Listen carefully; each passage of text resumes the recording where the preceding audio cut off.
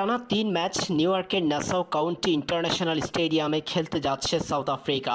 বিশ্বকাপের ডি গ্রুপে বর্তমানে পয়েন্ট টেবিলে ১ নম্বর পজিশনে আছে প্রোটিয়ারা, যারা প্রথম ২ ম্যাচের দুটিতেই জিতে পূর্ণ ৪ পয়েন্ট অর্জন করেছে। অন্যদিকে গ্রুপে বাংলাদেশ দল আছে পয়েন্ট টেবিলে ২ নম্বর পজিশনে। নিজেদের প্রথম ম্যাচে লঙ্কানদের বিপক্ষে ২ উইকেটে জিতে ডি গ্রুপের পয়েন্ট টেবিলে বর্তমানে বাংলাদেশের অবস্থান ২ নম্বর পজিশনে।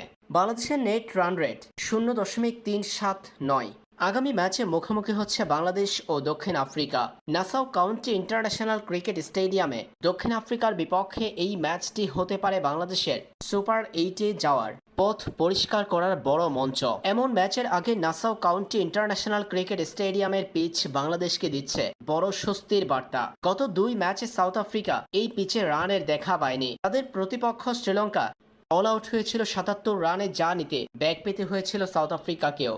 এরপর নেদারল্যান্ডসের বিপক্ষের ম্যাচটাও ছিল লো স্কোরিং স্লো পিচে। বাংলাদেশের জন্য ম্যাচটা যতটা সহজ হয় ততটাই কঠিন হয় প্রতিপক্ষের জন্য, কারণ স্লো পিচ বাংলাদেশের মিরপুর স্টেডিয়ামের পিচের সঙ্গে বেশ মিল থাকে।